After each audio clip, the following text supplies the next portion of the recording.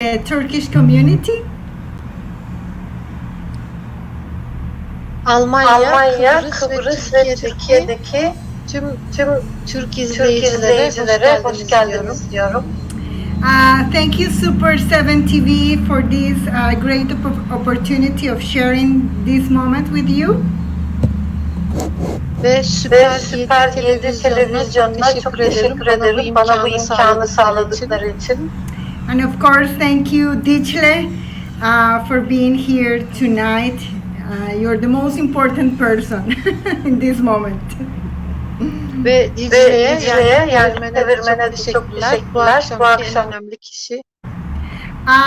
I am very grateful because we were on a tour for the whole month in the Love for Humanity campaign, giving free workshops. Ve çok şükran doluyum çünkü geçtiğimiz ayın tamamını insanlara yardım için etkinlikler yaparak geçirdik. İnsanlık namına yardımlar. And we were able to give this therapy that is called cellular regeneration. It's a therapy that helps bring up the electromagnetic field. Ve hücresel yenilenme adlı terapiyi verme imkanı bulduk. Bu terapi elektromanyetik alanla çalışıyor. And this is, well, my name is Lila PAZ CABANAS. I represent the Rene MEY International Foundation. And we have been giving these therapies to help bring more wellness to people. Benim adım Lila PAZ CABANAS. Rene MEY Vakfı'nın temsilcilerinden biriyim. Ve insanlara yardım amaçlı etkinlikler yapıyoruz. Because of the pandemic, many people have been not in connections. Many people have been fear. Many people have been very stressed and also craving for connection because we were not able to hug, we were not able to see each other, and this therapy helped us do that. Ve pandemi nedeniyle pek çok kişi başka insanlarla bağlantısını kaybetti. Sosyal ilişkiler yok oldu. Ve insanlar çok büyük stres altına girdi. Ve insan ilişkilerinde de çok özler oldu. Ve bizim sunduğumuz terapiler insanlara bu konuda yardımcı oldu. So Rene MEY said that we are made of this vibrant energy, of these cells made of atoms. Rene MEY diyor ki biz çok güçlü bir enerjiden yapıldık. Atomların içindeki enerjiden. We call it particles, but in reality these particles are this vibratory energy. Ve biz bunlara partiküller diyoruz. Ve bunun içindeki enerji bizim titreşim dediğimiz enerji.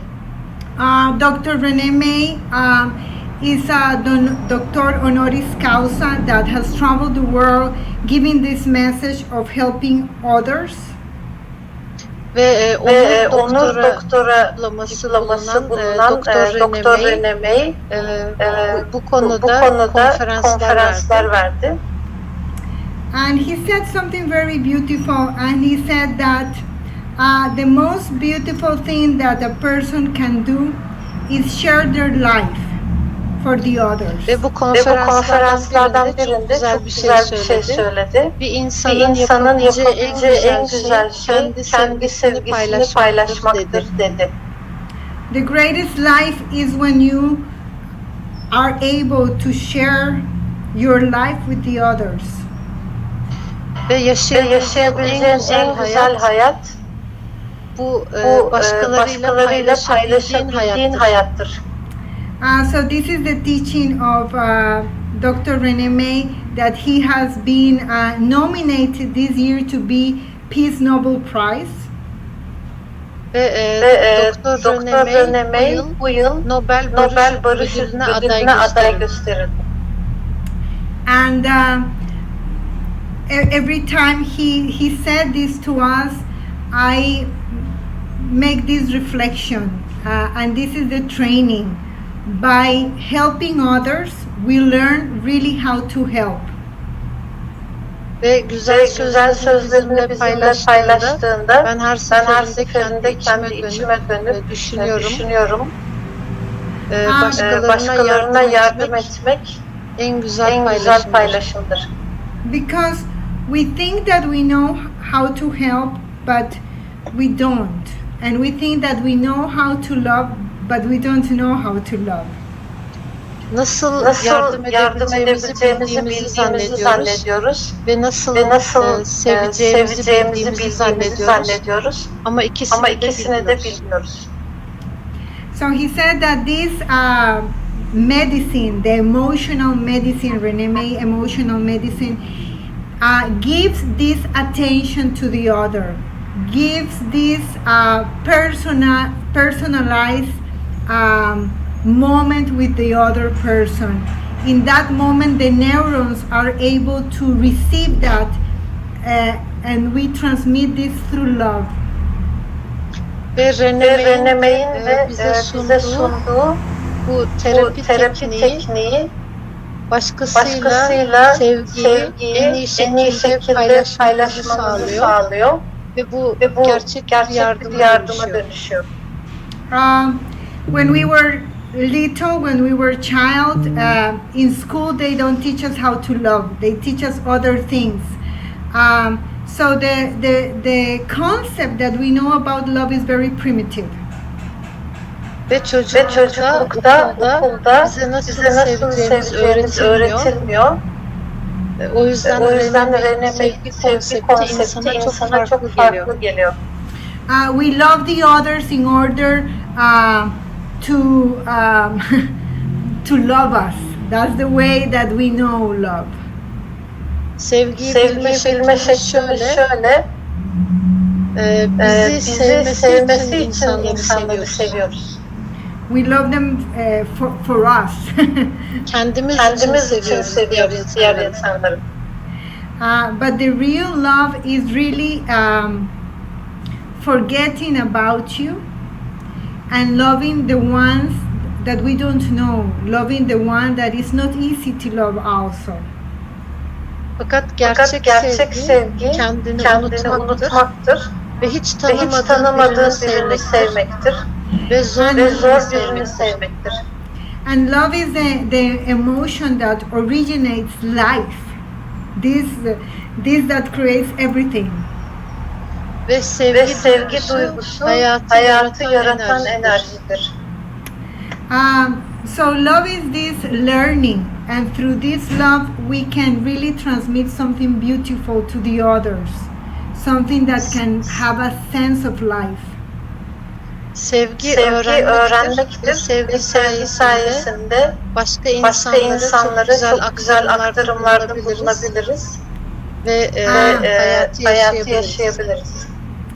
And this beauty that we can create is something that Dr. Rene May explained to us that has to be with acceptance. Ve bu güzelliği yaşarken de kabul içinde hareket etmeliyiz. So when I have acceptance for the other, I am more able to be open. Başkasını olduğu gibi kabul ettiğimde daha açık olma şansım var. And when I am open and free of my limitations, of my beliefs, of my thinking, I am more able to be more humble. Ve kendi önyargılarımdan, inançlarımdan çıktığım zaman ve kabul içinde çıkıyorum, daha açık hale geliyorum. O zaman gerçek benliğimin içinden hareket edebiliyorum. And because we are human beings, in the moment that we start to help the others, we start to bring down our humanity and lift up more our soul, lift up more our being, the essence of who we really are. Ve kabul içinde olduğumda, alçak gönüllü olduğum için ve o enerji içinde yardım ettiğim zaman kendi kimliğimi kenara bırakırım, aşağı koyarım ve ruhum yükselir. So in the path of Kabule, in the path of acceptance, accept. Bu yüzden kabule giden yolda kabul edeceğiz. Is the only way that we can really integrate the whole. What many people call God, the universe, the whole, is the only way we can really integrate it. Ancak bu yola çıktığımızda her şeyi entegre edebiliriz ve bütün olabiliriz. Tanrı dediğimiz varlığı bütünleştirebiliriz. So by this we are able to connect and make a fusion with our brain hemispheres, integrating everything, not separation. Ve bu hale geldiğimizde iki beyin yarın küremizde füzyona girer. Kutuplaşma olmaz, bütünlük olur ve gerçek yardım gerçekleşir. So this is what Dr. Rene May explained to us about the new intelligence. The new intelligence that has this origin in the essence of life. Ve Dr. Rene May'in bahsettiği bu konu yeni zeka. Ve bu yeni zeka yeni bir hayat tarzı yaratacak. And it's more easy than what we think. He said it's very simple. The way to get that yeni zeka, to get that new intelligence, to arise these neurons in our brain is through love. Ve beyin nöronlarımızın bu yeni zekayı oluşturması da sandığımızdan çok daha kolay. Sadece sevme yoluyla oluyor. Bu kadar basit.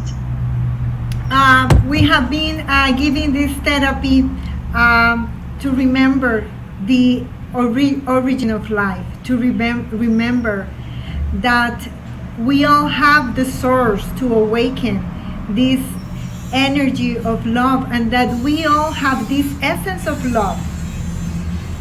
Ve bu hücresel yenilenme adlı terapiyi kaynağımızı tekrar hatırlamak için insanlara sunuyoruz. Hepimiz kaynağız. Ve bu yeni zekaya ulaşabiliriz uyanan kaynak sayesinde. But we need to train these neurons, and like going to the gym, we need to train. That's why he gives us two ways. One, doing the therapy, and the other, doing good actions. Fakat beyin nöronlarımızı eğitmemiz gerekiyor ve spor salonuna gider gibi düzenli egzersiz yapmamız gerekiyor. Bu iki yöntemli oluyor. İyilik yapmak ve bu terapiyi mümkün olduğunca çok sayıda yapmak ve hep devam etmek. So if you're willing to, if you want to help, if you want to do something for the others, this is a foundation that is made to help. Evet, ve başkalarına yardım etmek istiyorsanız doğru yerdesiniz. Çünkü bu vakfın amacı başkalarına yardım etmek. And we help you have this like a lifestyle by doing the help part of your life. In that way, compassion will increase in you. Ve bizler vakıf olarak size yardım edeceğiz. Bu terapiyi kendi hayatınıza alabilmeniz için, günlük hayatınızın bir parçası yapmanız için ve her zaman insanlara yardım etmeniz için Bu şekilde hep sevgi yolunda yaşayacaksınız. Because Dr. Rene May says that the highest level of love is not expecting. Rene May diyor ki sevginin en yüksek şekli beklentisiz olmaktır. So we are in more than 58 countries. Yesterday they opened a new country, Norway, spreading this message to help. Ve biz bu yardım sunan sevgi mesajını 58 ülkeye yayıyoruz. 58 ülkede aktifiz. Dün yeni bir yardım merkezimiz açıldı Norveç'te. And Rene May teaches us something very beautiful, that is, when you first start to help, you start to help for you, but then you become to really help for the others, not because of the ego for you, which is at first, but then after many times of helping, then you learn that is because of the others that you want to do it. Yardım etme sürecine ilk başladığında kendini çok iyi hissedersin ve alışık olmadığın için önce kendin için yardım edersin. Ama sonra alıştıkça artık gerçekten başkasının yararı için yardım verir olursun. And I was very happy this month to be able to, I was able to go to the Turkish community in Alemania to share this message. Also in Turkey, in different cities, and being able to know that there is so much people that wants to do good actions, that wants to help, that they are eager of helping others. Bu ay çok mutlu oldum. Çünkü Türkiye'ye gitme şansım oldu. Türkiye'nin çeşitli şehirlerini dolaştım. Pek çok insanla bir araya geldim. Ve gerçekten insanları görmek beni çok mutlu etti. Yardım etmeye gönüllü, hevesli çok insan var. And this is bilinci gönüllülüğü, conscious volunteers, that we can be able to help by going to elderly hostels, to orphanages, not only giving therapy, not only but sharing the most precious that you can have, and is your time. Ve bilinçli gönüllüler olursanız bizim vakfın yolunda yürümeye başlamış olursunuz. Peki bu neler içeriyor? Hem öğrettiğimiz hücresel yenilenme terapisini etrafınıza ücretsiz vermek, huzur evlerine, hastanelere, kreşlere gitmek, ihtiyacı olan insanların evine gitmek ve sadece terapi vermek değil, varlığınızı, ilginizi, alakanızı vermek. We were seeing how the foundation in the pandemic, even if we were locked, we were not being able to see some young people that we went to these young places where they are probably in drugs or in rehabilitation, and we were sending them pizzas, saying them, we miss you, there is no love without actions, soon we will be with you, just to remind them how special they are. İnsanın ihtiyacı var ve pandemide her zaman yerlere gidemedik çünkü evlere hapislik. Mesela uyuşturucu kullanan gençlerin yatılı bulunduğu rehabilitasyon evleri. Gidemediğimiz halde uzaktan onlara pizza yolladık ve pizzanın üstüne notlar yazdık. Seni özledik. Nasılsın gibi. Yani yeter ki o insanlara kendini özel hissettirelim. And many people say, Lila, but I don't know where to go. I don't know how to help. Okay, this is very important. I am sure that in your community there is a place, a vulnerability place for probably violent people or people that have been abused or people that are blind or with discapacities, or women that have been abandoned, or children. There are so many needs. Ve yeni bilinçli gönüllü olan insanlar bana sık sık şunu soruyor. Nereden başlayayım yardıma? Çünkü nereye gideceğimi bilmiyorum. Eminim sizin de ülkenizde pek çok merkez vardır. Kadın sığınma evleri, işte şiddet dolu insanların kapatıldığı bir yer, rehabilitasyon için özel eğitim merkezleri, körler merkezi, bunun gibi özel yerlere gidebilirsiniz. Every human being, Rene says, deserves to leave a footprint in humanity. Rene Mey'e göre her insanın insanlık tarihinde bir ayak izi bırakmaya hakkı var. If you die today, what are you giving back? Bugün ölecek olursan insanlığa ne bırakır olursun? We are so busy, so distracted. We are so depressed. We are so into our own things. And Rene says all the time, forget about you. Çok yoğunuz, aklımız çok dağınık. Hep kendimizle ilgiliyiz, depresyondayız. Rene May diyor ki kendinle ilgili her şeyi unut, bırak kendini. He tells us about these two women that were in a conference. One of them, she was widow with 7 kids, and she was very busy trying to feed their children, working a lot, had no time for anything. Bir konferansta Rene May bir kadınla konuştu. Bu kadının kocası ölmüştü ve 7 çocuğu vardı. Çok yoğun kadın. Çünkü çocuklarını doyurmak için çok çalışmak zorundaydı. And then this other woman that has depression, very rich woman, very wealthy, and was for many years been without anything because she was very sad. Ve aynı konferansta bir de çok zengin ama çok yalnız bir kadın varmış. O da depresyondaymış. Yıllardır kimsesi yokmuş. And Rene asked this woman that was a widow with 7 children, "Are you depressed of all that you have done?"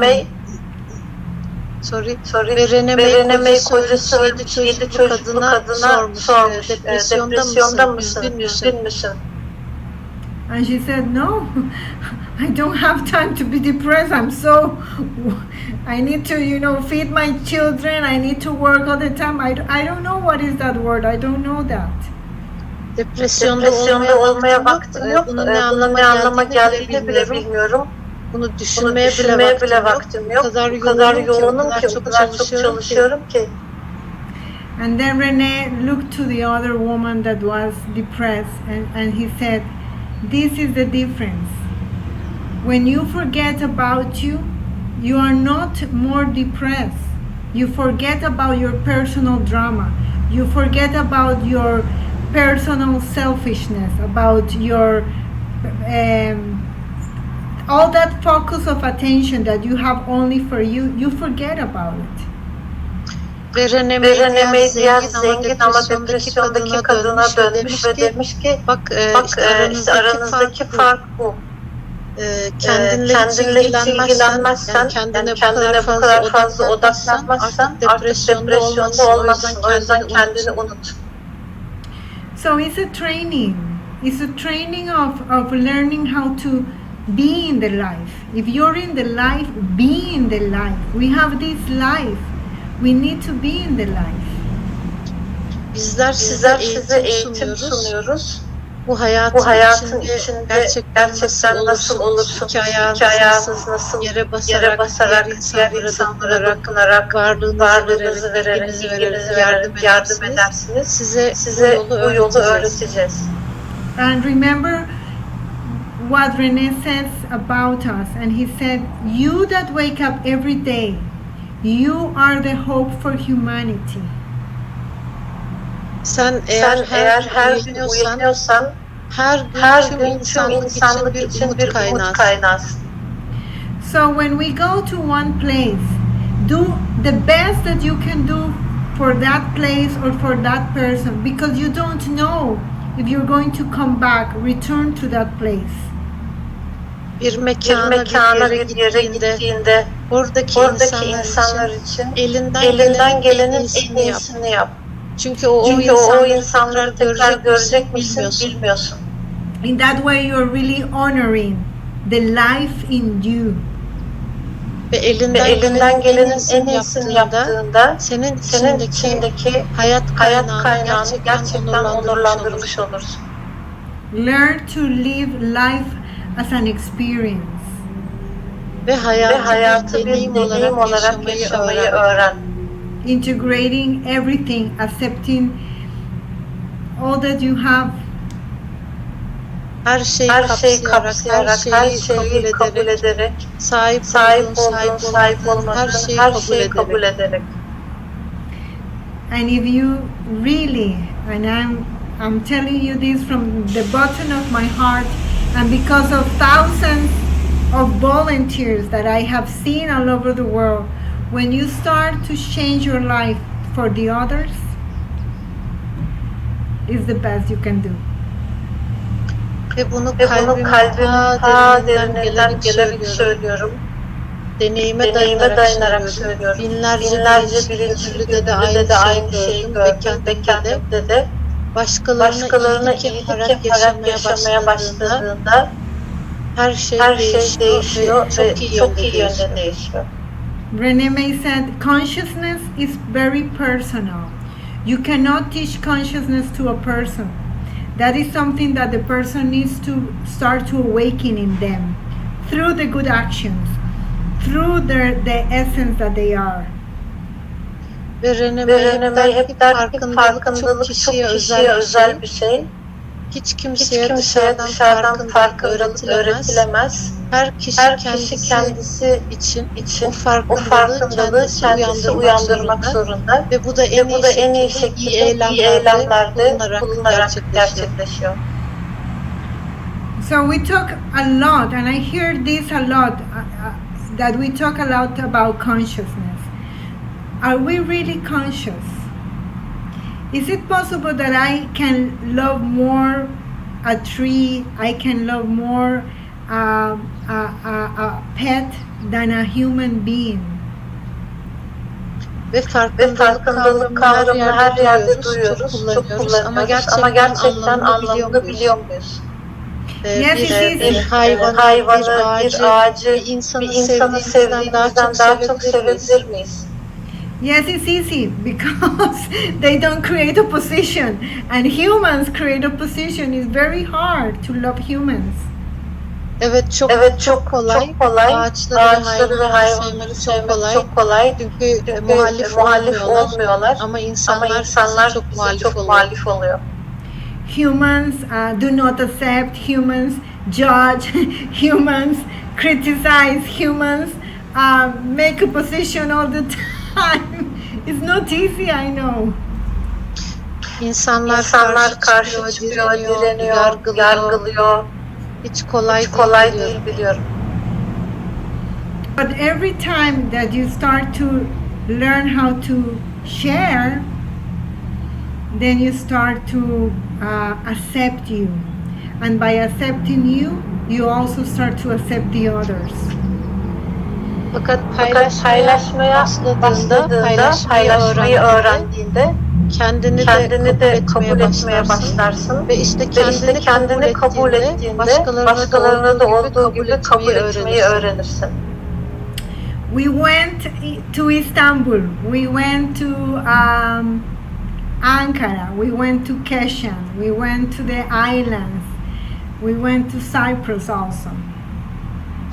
İstanbul'a, İzmir'e, Keşan'a, Kıbrıs'a ve bir adaya, Marmara Adası, Gökçeada'ya da gittik. And everywhere we look around, there is so much need, Turkey. There is so much need just around in front of us. on the back, on the side.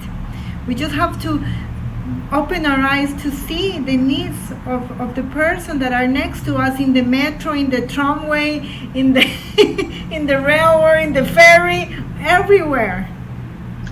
Ve gördüğüm kadarıyla Türkiye'deki insanların da çok paylaşıma, terapiye ihtiyacı var. Ve sizler de bilinçli gönüllüler olarak başınızı çevirip etrafınıza baktığınızda her yerde potansiyel insan görebilirsiniz. Metroda, vapurda, yolda, sokakta, her yerde. Only 1 hour that you commit a week to share with the best that you can do. Share, I don't know, you can share something to paint, you can share something that you have made, a bread, a dessert. You can share a game with the people. Also, learn the therapies, share the therapies. That can change a whole person. Ve sizden sadece şunu bekliyoruz. Haftada sadece bir saatinizi ayırın. Bu bir saatin içinde yapabileceğinizin en iyisini yapın. Elinizden ne geliyorsa. Kek yapmak mı, börek yapmak mı, böreği insanlarla paylaşmak mı, gidip bulaşık yıkamak mı, gülümsemek mi, bir Türk kahvesi yapmak mı ve ayrıca terapileri de yapabilirsiniz o bir saatte. Böylece bu iyi eylemlerle bu farkındalık sürecine yeni zekaya giden yola girmiş olursunuz. And I will tell you the name of our Facebook page so you can find us. And it's called Türkiye Gönüllüler. I don't know how to pronounce Türkiye Gönüllüleri Rene MEY. Ve Facebook sayfamızın adını size vermek istiyorum. Bizi oradan bulmanız için. Türkiye Gönüllüleri Rene MEY. Yes, in Facebook. I am coming back in October and be able to teach more, to share more with you. We have already groups of volunteers in different places helping, and if you want to join and start to help, this is the moment. Do not waste more time. This is the moment to help. Ve Ekim'de tekrar Türkiye'ye geleceğim. Fakat Ekim'e kadar beklemenize gerek yok. Çünkü hala hazırda pek çok şehirde Türkiye Rene MEY gönüllüleri var. Gruplar var. Onlara katılabilirsiniz. Daha fazla ertelemeyin. Beklemeye gerek yok. Tam şimdi başlamak için doğru zaman. And join, together we are stronger. We are creating the change we want to be in the world, the change, the peace we want to see all over.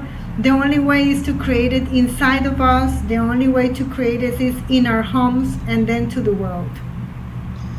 Dünyada görmek istediğimiz değişimi kendimizden başlatabiliriz. Önce kendimiz evimiz değişecek ki dünyada değişecek. And as Dr. Rene May tell us, it's never too early to help. Ve Doktor Rene May dediği gibi yardım etmek için hiçbir zaman çok erken değildir. So, thank you so much. İyi akşamlar. Teşekkürler ederim. And thank you Super 70B for transmitting this message of consciousness, and thank you Dicle again. Thank you. Ve çok teşekkürler katıldığınız için. Süper 7 TV'ye de çok teşekkür ederim. Bize bu imkanı verdikleri için, mesajı aktarmamız için. Dicle'ye de çok teşekkürler. İyi akşamlar. İyi akşamlar. Thank you.